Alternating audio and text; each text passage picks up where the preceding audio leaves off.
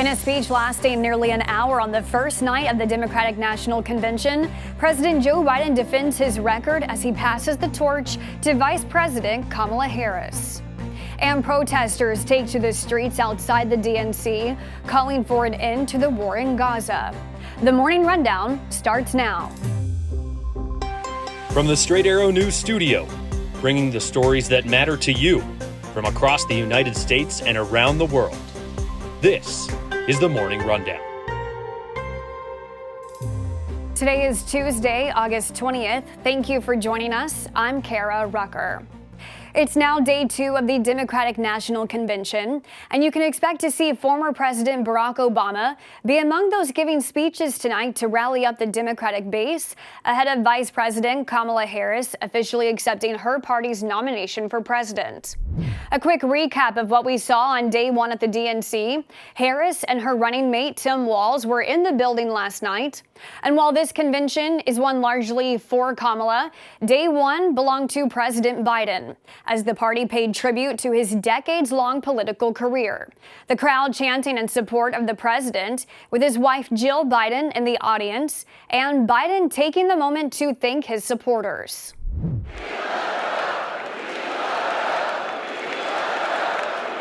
I made a lot of mistakes in my career, but I gave my best to you. For 50 years, like many of you, I've given my heart and soul to our nation. It's been the honor of my lifetime to serve as your president. Biden again offered his full support for his VP to take over the reins, as did other speakers in the first day at the DNC, including former Secretary of State Hillary Clinton. With faith in each other and joy in our hearts, let's send Kamala Harris and Tim Walz to the White House. While Harris was at the DNC on Monday, today she and Walz will be back on the campaign trail in Wisconsin. That's also where the Republican vice presidential pick, J.D. Vance, will be today, while former President Donald Trump continues his blitz across battleground states, visiting Pennsylvania yesterday and heading to Michigan for a rally this afternoon. While the Democratic Party rallied in unison inside Chicago's United Center, it was a different story outside. Protesters broke through a fence set up by police near the site of the DNC as thousands took to the streets to protest the war in Gaza. As the larger group marched, a few dozen broke away and tore down pieces of the security fence. They chanted, "End the occupation now," and then "The whole world is watching," just as anti-Vietnam War protesters did during the infamous 1968 convention in Chicago, when police clashed with protesters on live television. On Monday, police in riot gear formed a wall and arrested at least 4 people. Large protests are expected to continue over the next several days outside the DNC. The U.S. government has confirmed Iran was behind a recent hack on the Trump campaign, as well as an attempt to hack the Biden and Harris campaigns. They say it was part of the country's plans to interfere with the 2024 presidential election.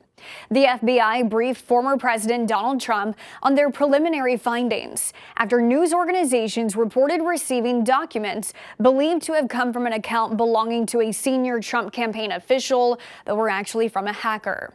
And Vice President Kamala Harris's campaign said the hackers were unsuccessful in their attempts against the Biden-Harris campaign. New this morning, Israel says it has recovered the bodies of 6 hostages taken by Hamas during the October 7th terror attack. The Israeli Defense Forces and Israel's security agency saying in a joint statement the bodies were retrieved during an overnight military operation. Israel's Prime Minister Benjamin Netanyahu says hearts are aching over the terrible loss and thanked those involved in the recovery efforts. This comes as Secretary of State Antony Blinken says Israel has accepted a proposal to bridge differences that's preventing a temporary ceasefire and the release of an unknown number of hostages. Now the U.S. and the other world leaders helping to mediate the negotiation talks are urging Hamas to accept their proposal. Today, Blinken will be leaving Israel and traveling to Egypt and Qatar, where Hamas has a political office. It's unclear if Hamas will sign off. One of their stipulations has been a permanent truce, not a temporary pause in fighting. The high-stakes talks come as fears rise that the war could escalate into a bigger regional conflict, potentially an attack on Israel led by Iran and its proxy groups. Former New York Congressman George Santos has pleaded guilty to wire fraud and aggravated identity theft. He's agreed to pay over $370,000 in restitution and could spend at least 6 years in prison for stealing from donors and using campaign contributions to pay for personal expenses. The plea comes as his federal fraud case, which led to his expulsion from Congress, was just weeks away from going to trial. He's set to be sentenced in February.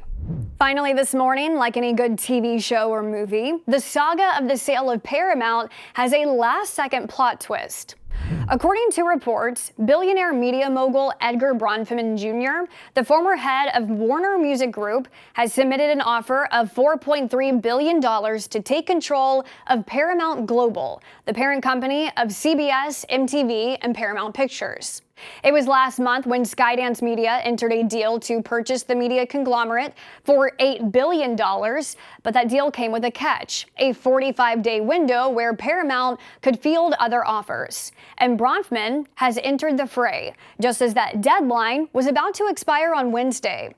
Now Paramount has the option to extend that period, and if it does, that would be a sign that Paramount is seriously thinking about Bronfman's offer.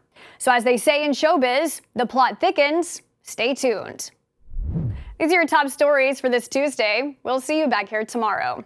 Until then, I'm Kara Rucker. Have a great day.